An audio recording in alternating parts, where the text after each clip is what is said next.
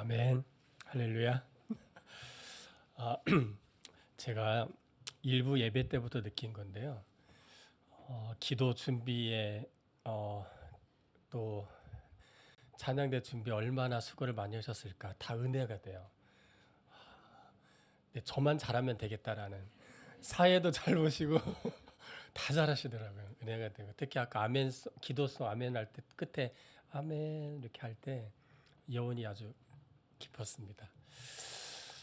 참 제 소개를 잠깐 해야 될 것 같은데요. 저를 모르시는 분들이 있을 것 같아서 현재 중국 선교 사역을 감당하고 있고요. 여러분들이 기도해 주신 덕분에 사역을 하고 있다가 설교 부탁을 받고 순종하는 마음으로 왔습니다.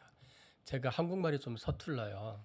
그 평상시에 그 중국어 위주로 사역을 하다 보니까 그래서 미리 양해를 구하는 마음을 제가 약간 좀 어눌하더라도 이해해 주시고 또 고향이 좀 천천히 가는 지역이라 제 배경이 좀 그렇게 좀 이해해 주시면서 말씀을 들으시길 바라고 또 제가 사실 홍콩 동신교회에 설교 부탁을 받을 때 거의 거절을 안 했습니다.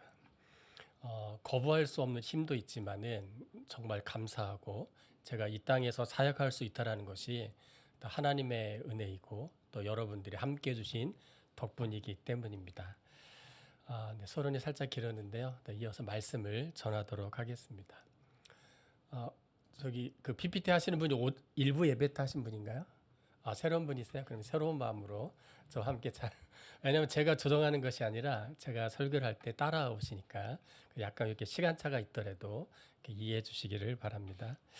오늘 설교 말씀을 준비하면서 제가 열왕기하 16장 1절에서 9절 말씀 중에 한 명의 왕의 이야기가 나오지만 실은 쭉 이어서 또 한 명의 왕이 나와요. 근데 본문이 너무 길어질까봐 제가 9절에서 이렇게 자른 것이고요. 그래서 설교의 제목은 두 왕의 길인데 그 두 왕이 어떤 길을 갔는지 그 길 속에서 느낄 수 있는 하나님의 좀 교훈이 있더라고요. 그 두 왕을 비교하면 평안과 불안의 차이가 무엇인지 그리고 선택의 뿌리가 얼마나 중요한지를 알게 돼요.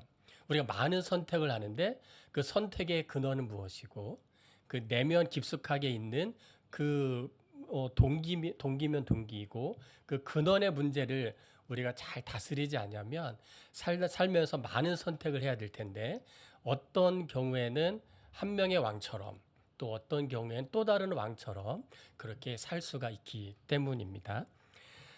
본문 말씀을 보게 되면 아하스가 이스라엘 열왕의 길로 행했다라고 하는 한마디 문장이 나오는데 이 한 문장 속에 아하스가 어떤 사람이고 어떠한 존재인지를 잘 표현하고 있습니다. 왜냐하면 열왕이라고 하는 것은 여러 왕들이라고 하는 뜻이에요. 열왕, 10명의 왕이 아니라 여러 왕들인데 그 여러 명의 왕들이 어떻게 살았는지를 사실 우리는 좀 알 필요가 있는데 저렇게 우상숭배 불순종이라는 단어가 되어 있는데 그 왕들이 하나님을 순종하지 아니하고요. 우상을 숭배하고 불순종한 열왕들인 거예요. 그렇다면 아하스가 열왕들처럼 그 길을 갔다라고 하는 것은 아하스의 인생이 어떻다라고 하는 거예요. 불순종의 길이라는 거고 하나님 보시기에 정직하지 않았다라고 하는 그러한 그 사람에 대한 평가가 기록을 한 거예요.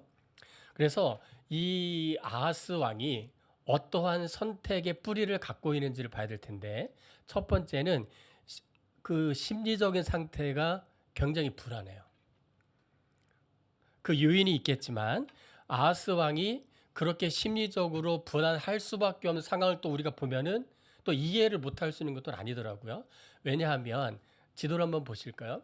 일단은 아하스 왕이 어느 나라 왕이죠? 유다 왕이잖아요. 그 유다를 한번 찾아보세요. 자, 그러면 유다 위쪽 북쪽으로 어느 나라가 있습니까? 네, 한번 클릭하시면 또 클릭해 주세요. 그러면 PPT 눌러 주세요. 이스라엘이 나오죠.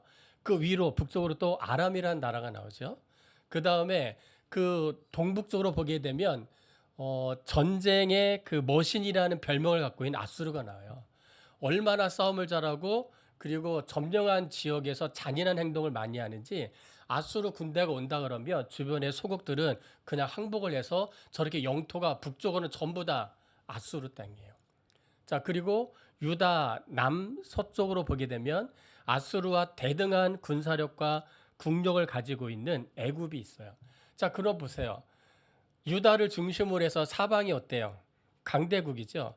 그리고 아수르는 뭐 남아 전쟁이라는 것을 뭐 몇 차에 걸쳐서 하거든요. 애굽을 치려고. 그럼 어딜 지나가야 돼요?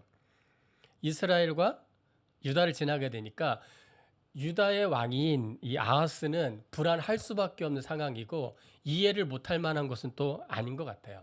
그런데 보면 아하스가 왕이 될 때 나이가 몇 살로 돼 있죠? 20살입니다. 20세의 젊은 청년에게 이러한 환경적 요인은 마음 한구석의 불안한 심리 상태의 한 요인이 될 수밖에 없었다는 것이죠. 유다의 왕인 아하스의 상태는 마치 바람 앞에 흔들리는 숯불처럼, 그리고 바람 앞에 흔들리는 등불처럼 아주 위태로울 수밖에 없었던 것이죠. 이러한 불안한 심리 상태는 선택을 좌우하는 내면의 기반이 될 수밖에 없는 거예요. 불안한 심리 상태에서 무엇인가를 선택할 때에 그 결과도 불안할 수밖에 없지 않겠느냐라는 것이죠. 또 불안이라고 하는 것은요, 단순한 감정의 문제만이 아니에요. 사람이 불안하고 초조하고 긴장하고 무슨 경기를 하더라도요, 선수가 긴장하면 실수하잖아요. 네, 반응이 없으니까 혼자 제가 일부 앱때 한번 써본 방법인데 효과가 있는 것 같아요. 왜냐하면 지금 살짝 엄숙해 되게. 그래서 옆 사람들이 한번 사랑합니다 축구 한번 인사 해보실까요? 네. 사랑하며 네, 한번 네, 웃어줘 마음을 좀 여시고 네. 제가요 다음 주도 또 와요. 그러니까 좀 이렇게 마음을 열어주시 한 번 하고 가는 사람이 아니라서 네. 저도 책임감을 갖고 있고. 그래서 이 불안이라고 하는 단순한 감정만이 아니라 영적인 시야를 흐리게 하고 그리고 판단을 흐리게 해서 왜곡된 결과를 초래하게 됩니다. 그렇다면 성경은요, 이 불안한 영혼들에 대해서 그러면 어떻게 이 문제를 해결할까 하면서 사용하는 단어 하나가 있어요. 그 단어에는 이제 함축된 개념이 있는데 그 단어는 바로 샬롬이에요. 불안에 대응되는 개념이 샬롬인데 이 샬롬은요, 전쟁이 없는 상태만을 말하는 것이 아니에요. 하나님과의 온전한 관계를 통해서 내면 안에 질서를 바르게 세우는 거예요. 그러니까 내 내면이요, 울퉁불퉁 뾰족뾰족 날카로운 것들이 많이 있고 정리가 안 돼 있으면 불안한 상태인데 정리가 잘 되어 있으면 마음에 평안한 마음, 정돈된 마음이 있듯이 하나님의 은혜 가운데에 내 마음의 질서를 바르게 세워져 있는 상태이고 또 그 상태에서 하나님의 뜻을 이루기 위하여서 노력하는 그 상태가 바로 샬롬의 상태예요. 한마디로 말씀을 드리면 샬롬의 상태라는 것은 하나님이 다스리고 통치하고 하나님의 뜻대로 만들어져 있는 상태가 샬롬이에요. 그러니까 우리가 샬롬이라는 인사를 할 때 이런 함축된 의미가 많이 있는데 이 샬롬이라는 의미를 우리나라 언어로 아주 잘 표현되어 있는 인사가 있어요. 이스라엘 사람들 만나면 샬롬 인사하듯이 우리는 그 함축된 의미가 바로 안녕하십니까 라고 하는 거예요. 안녕이라는 의미가 바로 그러한 의미가 있어요. 평안하십니까? 밤새 평안하십니까? 라는 의미예요. 그러니까 제가 여러분들에게 안녕하십니까? 라고 인사를 하면 샬롬 하십니까? 라고 이렇게 받아들이시면 좋을 것 같습니다. 제가 이 인사를 참 좋아해요. 안녕하십니까? 반갑습니다. 네. 잠언 4장 23절을 보게 되면 그 마음의 상태, 샬롬의 상태가 얼마나 중요한지 성경은 이렇게 말씀하십니다. 무릇 지킬 만한 것보다 더욱 내 마음을 지키라. 생명이 어디에서? 그 근원이 이에서 남이니라 라고 하십니다. 2절 말씀을 볼까요? 하나님 보시기에 아하스가 정직하지 않았고 다윗과 같지 않았다라고 기록을 하고 있잖아요. 여기에서 사용하는 정직은 윤리와 도덕을 초라는 그런 개념이에요. 성경에서 말하는 정직은 하나님의 성품을 반영하는 삶인 것이죠. 하나님은 진리이시기 때문에 우리가 하나님을 믿고 따를 때에는 진실하게 살아야 되겠다라고 하는 생각으로 사는 것이 마땅한 것입니다. 그런데 하나님 앞에서 진실하게, 정직하게, 위선 안 떨고 순종하는 사는 사람들의 이야기만 있는 것이 아니잖아요. 그래서 그런 사람들이 사는 그 삶을 성경은 또 이렇게 표현하고 있어요. 거짓과 그리고 거짓된 삶이고 진실이 왜곡된 삶, 속이는 태도, 거스리는 삶.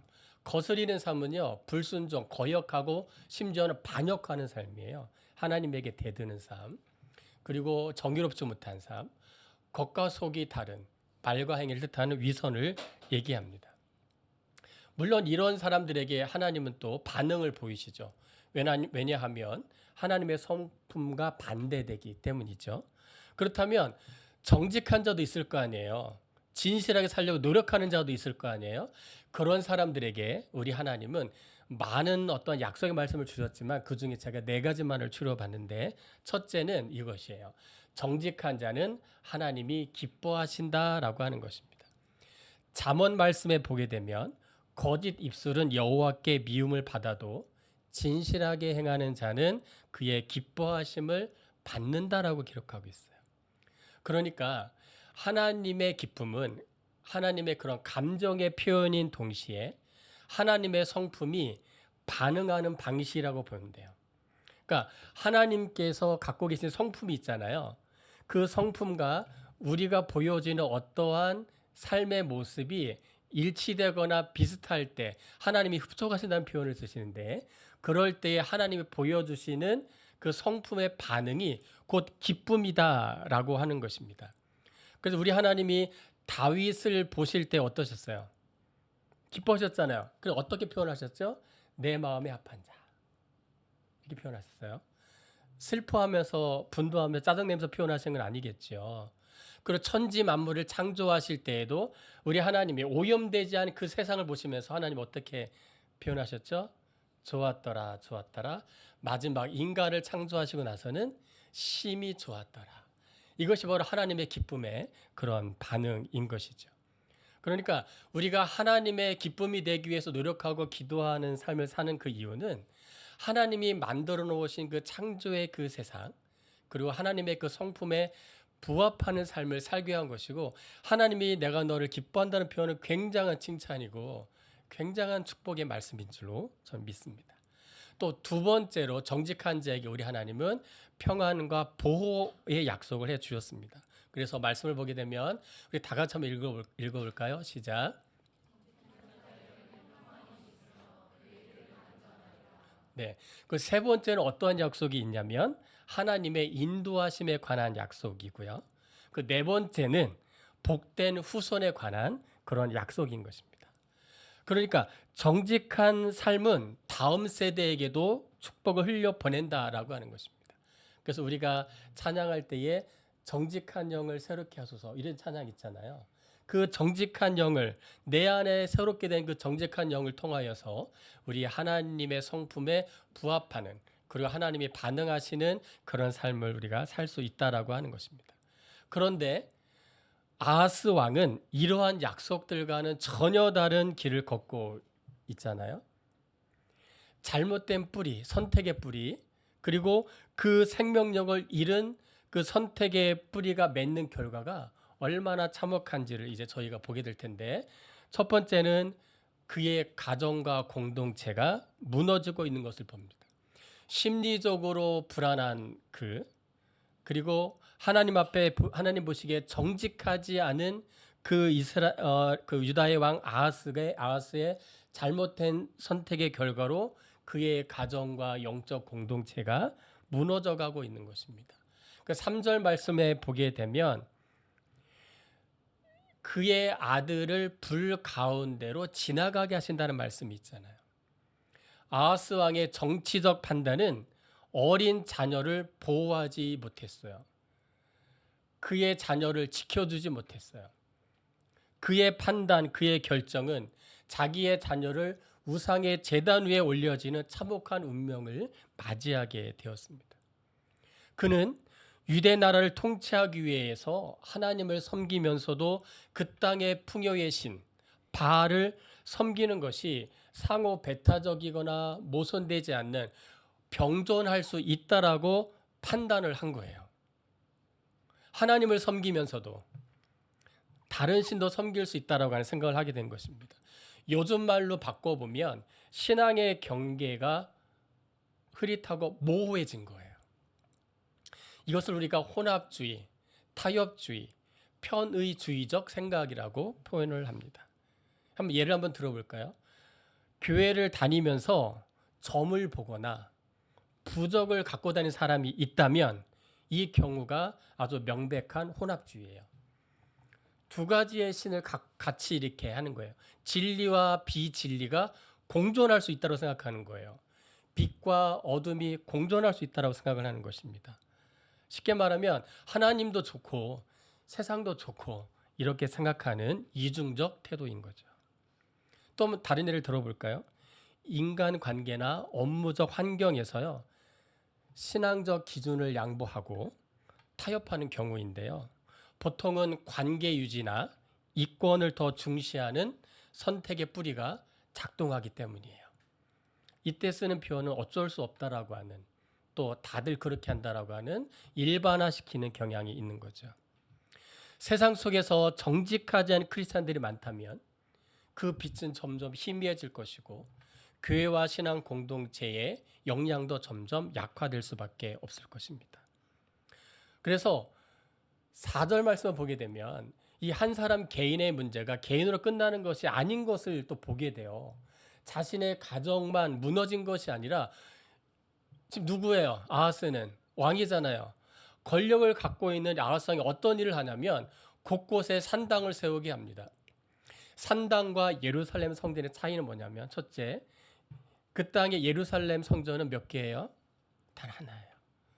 저 멀리서 성전까지 가기가 힘들잖아요. 그래서 1년에 몇 번 이런 식으로 정하게 절기 때 가게끔 이렇게 하는데 그 근처에 이제 회당이 있거나 하면서 이제 예배를 드리게 하는데 산당을 지키해서 가까이 있으니까 거기 가서 예배해도 된다. 그런데 그 산당에서 행해지는 것은 혼합주의라니까요. 하나님을 섬기는 것처럼 하면서 또 한 손에는 그 땅의 가나안 신, 그 땅의 또 다른 신, 나를 지켜줄 것 같은 그 문화가 만들어낸 또 다른 신들을 섬기는 것이 바로 산당이에요. 그것을 누가 한 것이에요? 왕이 한 거예요. 국가의 권력을 동원해서 그렇게 조장을 한 것입니다. 심지어는 어떤 일이 생겼냐면 이참에 아예 예루살렘의 성전을 폐쇄해버리자. 아예 성전도 폐쇄해버리고 이따가 좀 말씀드리겠지만은 성전 안에는요 우리들이 이렇게 좋은 걸 바치잖아요. 그리고 거기에는 아주 좋은 것들이 많아요. 금문으로 만든 기구들이 많은데 그거를 전부 다 다른 용도로 써요. 뇌물로 써요. 좀 이따 말씀을 드리겠습니다. 이처럼 잘못된 신념을 가진 자가 많은 권력을 행사할 때에 더 큰 어려움을 갖게 돼요. 한 사람이 많은 사람을 멸망의 길로 끌어들일 수 있다는 것을 보여주는 거죠. 개인의 불안한 그런 상태가 가정뿐만 아니라 사회, 국가 전반으로 확산되고 있는 상황이 된 것입니다. 뭐 왕만 그럴까요? 지도자들만 영향력이 있을까요? 그렇지 않더라고요. 하나님이 우리 사람들에게 주신 것 중에 하나가 영향력이에요. 내가 호흡하며 말하며 사는 동안에 알게 모르게 누군가로부터 영향을 받기도 하지만은 행사하기도 한다라고 하는 것인데 그 에너지의 방향이 하나님 쪽을 향하여서 하나님을 올려드리든 높여드리든지 아니면 그 반대쪽으로 흘려서 하나님의 영광을 가리우며 죄악의 길로 가든지 둘 중 하나가 될 것 같죠. 실제로 예를 한번 들어볼게요. 부모의 영향력을 한번 생각해 보실까요? 자녀는요 알게 모르게 부모의 말투, 가치관, 습관을 배웁니다. 그런 것 같죠? 네, 아까보다 많은 분들이 끄떡여 주셨는데 제가 제 가족 자녀를 소개하면 3명이고요. 의외로 딸 둘은 이미 다 커서 홍콩이 없습니다. 네, 막내만 있는데 막내가 늦둥이에요. 만으로 15살 11학년입니다. 제가 이 막내를 키우면서 참 깨닫는 것이 많아요. 우리 아버지도 나를 키우면서 얼마나 힘드셨을까라는 생각을 저절로 해요. 아들을 키우면서 아들을 바라보면서 지금은 보려고 해도 볼 수 없는 저희 아버지 생각이 문득문득 나요. 내가 그때도 이렇게 했기 때문에 아버지가 그렇게 하셨구나, 이렇게 이해가 되는 상황이 연출이 되어지는 거죠. 자녀들을 키우면서 느끼는 그 어떠한 어려움이 어찌 보면은 부모의 책임 같지만 또 다른 한편으로는 서로에게 배울 수 있는 기회가 될 수 있기를 바라는 것입니다. 또 가정뿐만이 아니에요. 자녀만 그렇게 부모를 통해서 배우거나 또 부모도 자녀를 통해서 배우는 것만 있는 것이 아니라 직장 내에도 그러한 영향력이 있죠. 회의 때마다 격려의 말을 하거나 존중의 말을 직원이 있다면 팀의 사기가 올라갈 것입니다. 또 온라인 안에서 영향력이 있죠. 제가 보낸 어떤 메시지 하나, 또 댓글 하나가 누군가에게 위로가 되어지고 생각을 바꿀 수 있기 때문이죠.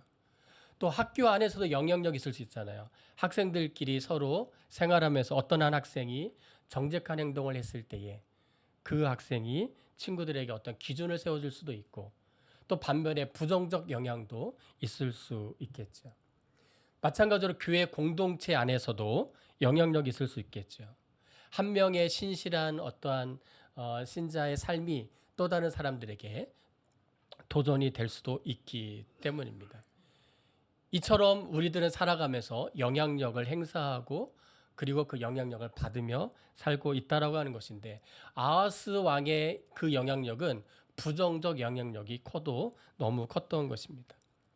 시간이 좀 흘렀어요. 아하스 왕이 염려했던 것처럼 북쪽에 있는 나라들이 연합을 해서 유다를 치러 옵니다. 그런데 생각을 해보면 우리가 염려를 한다고 해서 문제가 안 생기는 것도 아니에요. 우리가 교회를 다니면서 기도하면서 하나님 바라볼 때에 하나님께 기도하면서 문제가 없다라고 기도를 하지만 실제로는 우리가 호흡하며 살아가는 동안 문제가 늘 있어요. 염려를 했던 그 내용대로 북쪽에 있는 아람과 이스라엘이 연합을 해서 이제 유다를 치러 옵니다. 그때에 아하스 왕은 하나님의 방법으로 그 문제를 해결하지 않았는데요. 그 결과로 선조가 물려준 엘랏이라는 땅을 잃고 맙니다. 그의 신앙만이 아니라 땅도 이제 잃게 되는 것입니다. 신앙을 잃은 아하스는 축복의 터전도 지키지 못한 것입니다. 또 불안과 위기감이 이렇게 한층 고조가 됐을 때에 아하스는 어떠한 선택을 했는지 한번 볼까요? 그는요, 하나님을 찾지 아니하고 즉각 느낄 수 있고 눈에 보이는 강한 나라 아수르 왕을 찾아갑니다. 그리고 찾아갈 때에 성전과 왕궁 안에 있는 물건들을 뇌물로 바치며 도와달라고 합니다. 그 말씀이 지금 7절에서 8절까지 있어요. 아수르 왕의 그 이름이 디글랏 빌레셀이에요. 그런데 이렇게 아하스가 디글랏 빌레셀을 찾아가기 전에 사실은 그를 찾아온 사람이 또 한 명 있었어요. 그 사람은 바로 이사야예요. 하나님의 말씀이 이사야에도 똑같은 이 내용 사건처럼 기록이 되어 있는데 이사야 7장 3절에 기록이 되어 있어요. 하나님께서 아하스 왕에 어떻게 말씀을 하셨냐면 아하스 왕에게 이렇게 말합니다. 그들이 연합을 할지라도 성공하지 못할 것이다. 그런데 이 아하스 왕이 지금 상태가 너무나도 불안하잖아요. 하나님 앞에 정직하지 못하니까 하나님의 말씀이 들어오지 않아서 믿지를 못해요. 그래서 분명히 성공하지 못할 것이라고 기록을 하고 말씀을 전했는데도 그는 하나님의 말씀을 믿지 아니하고 하나님을 찾지도 아니하고 아수르 왕을 찾아간 것입니다. 우리가 살다 보면 위기를 겪을 때가 있잖아요. 그러면 그때에 평상시에는 우리가 하나님을 더 열심히 안 찾다가도 하나님이 필요하다고 느낄 때가 있어요. 그러니까 그때라도 찾아야죠. 하지만 아하스 왕은 그렇지 않았어요. 아하스 왕은 끝까지 하나님을 찾지 않고 아수르 왕을 찾아간 것입니다. 그리고 또 이어서 보게 되면요, 이 아하스 왕이 그 아수르 왕을 찾아가니까 이 디글라 빌레셀이 굉장히 반깁니다.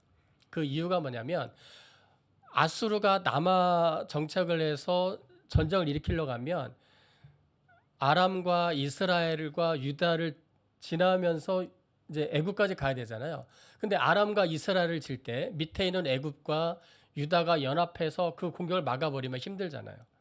근데 마침 유다가 자기 편에 서달라고 하니까 옳거니 하고서 내려오는 거예요. 내려와서 바로 아람과 이스라엘을 멸망시킵니다. 그래서 이스라엘이 멸망한 그 해가 바로 기원전 722년에 이스라엘은 이 아수르에 의해서 멸망을 하게 되는 것입니다. 아수르를 끌어들인 이 선택은 처음에는 위기를 넘긴 묘책처럼 보였지만 그 완충지대가 사라지니까 이제는 아수르와 유다가 직접 맞닥뜨린 거잖아요.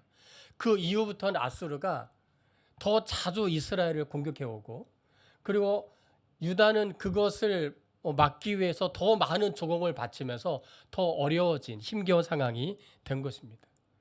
결국에는 사람의 방법이 완벽하지 못한 것을 보여주는 것이고 그가 그 당시에 선택했던 방법은 하나님으로부터 온 방법이 아닌 것을 보여주는 것입니다. 이제 이어서 결론과 적용의 말씀을 드리고자 하는데 왜냐하면 아하스 왕이 이렇게 선택의 길로 간 반면에 그 이어서 또 다른 왕 한 명이 또 다른 길을 가고 있는 모습을 보여주고 있기 때문입니다. 이 아하스와 또 다른 길로 가고 있는 왕의 이름 바로 히스기야입니다. 히스기야는 어떤 사람으로 우리가 잘 알고 있죠? 그의 별명 무엇이죠? 면벽 기도를 한 사람이라고 우리가 알고 있잖아요. 죽을 병에 걸렸을 때에 그는 세상을 안 보겠다는 의미로 벽을 보면서 그렇게 기도한 거예요. 통곡하면서 간절하게 기도를 했어요. 그래서 그분의 별명이 바로 기도와 통곡의 기도를 한 히스기야라는 별명을 갖고 있는 것입니다. 히스기야는 즉위하자마자 아하스와 정반대의 길을 걷습니다. 닫혔던 성전을 열고 예배를 회복시킵니다. 자, 제가 좀 전에 말씀을 드렸지만 아수르가 바로 유다를 공격한다고 그랬잖아요. 근데 실제로 사네립 왕이 유다를 공격해 옵니다. 똑같은 상황이에요. 아하스는 빌레셀이라고 하는 디글라 빌레셀이라고 하는 왕으로부터 공격을 받았고 히스기야는 또 아수르 왕의 사네립으로도 공격을 받았잖아요. 똑같은 상황인데 히스기야는 성전으로 올라가는 것을 선택합니다. 성전으로 왜 올라가겠어요? 하나님을 찾는 것이고 기도하기 위해서 올라가는 것입니다. 선택의 뿌리가 하나님 중심인 것을 알게 해주는 거죠. 자, 그때에 지금 이렇게 그 그림을 보시면 펼쳐진 것이 있잖아요. 저것은 무엇이냐면 사네립 왕이 그 보낸 랍삭이라고 하는 장군이 보낸 하나님을 모욕하고 그리고 유다를 모욕한 글로 가득 차 있는 문제의 편지예요. 그 문제의 편지를 하나님 앞에 펼쳐놓고 히스기야가 기도하기 시작한 것입니다. 하나님 여호와여 그들의 손에서 구원해 달라고 간절하게 울며 기도합니다. 그리고 만백성에게 하나님이 여호와인 것을 드러내 주옵소서라고 간절하게 기도를 합니다.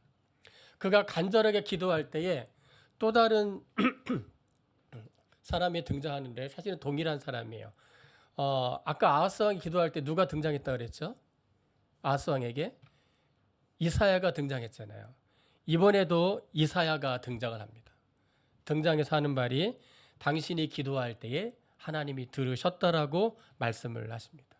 근데 정말 놀랍게도요. 그 다음 달에 아수르 군대가 다 물러갑니다. 근데 이러한 내용이 아수르 비문 라삼 실리나 지금 대형 박물관에 있거든요. 그 기록에 보게 되면 아수르가 유다를 침공했다라고 하는 기록이 거기에 적혀 있는 것입니다.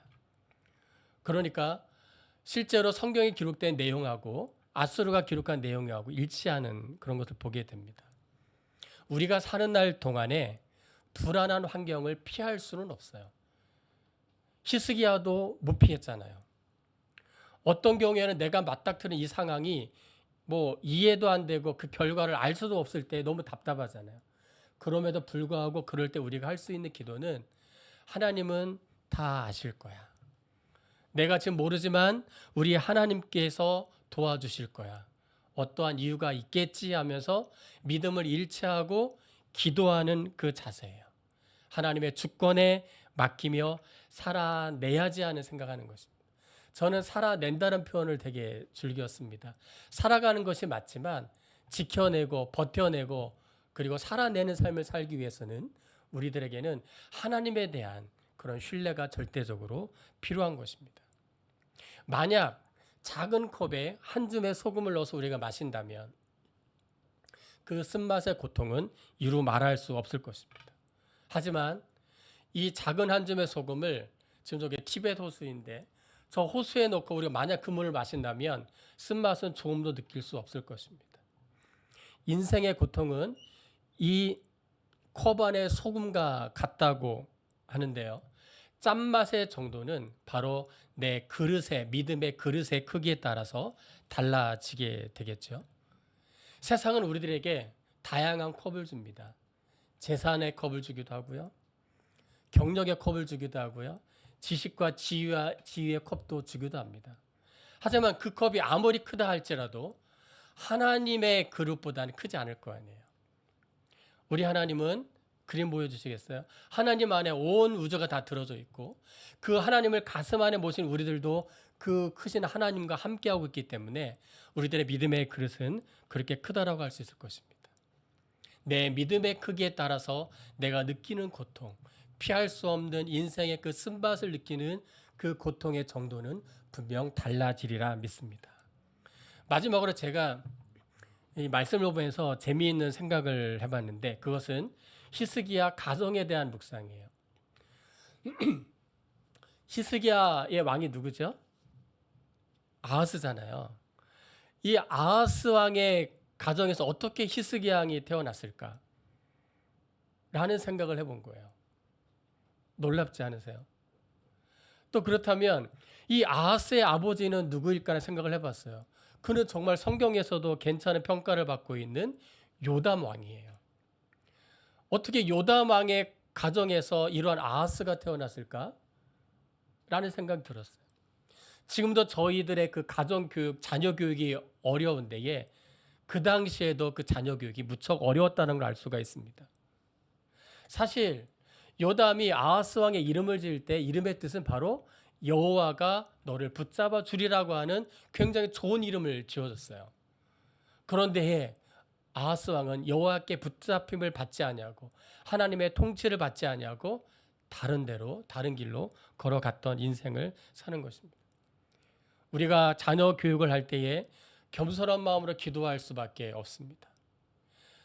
불안해하지 마시고 평안한 마음으로 자녀 마음의 중심에 하나님을 모실 수 있도록 위대하신 하나님을 모실 수 있도록 이 말씀처럼 마땅히 행할 길을 아이에게 가르치라. 그리하면 늙어도 그것을 떠나지 아니하리라는 말씀처럼. 그러면 늙어도 그것을 떠나지 아니하리라고 하는 믿음으로 가르쳐야 할 것입니다. 그렇게 됐을 때에 바람에 흔들려도 꽃이 피어나는 들꽃처럼 바람에 흔들려도 꺼지지 않는 그러한 등불처럼 우리들의 자녀들도 우리들의 신앙 공동체도 살아있는 생명력 있는 뿌리가 있는 자녀들이 될 줄로 믿습니다. 우리 시대에 벌써 나왔는데요. 우리 시대에 이런 아하스 같은 사람이 없기를 소망하면서 제가 오늘 말씀의 결론을 삼행시로 지어봤습니다. 자, 처음 이렇게 나오는데 아무리 권세가 있어도 하나님을 떠나면 안 돼. 스스로 인생의 문제를 해결할 수 없으니까. 네, 기도하겠습니다.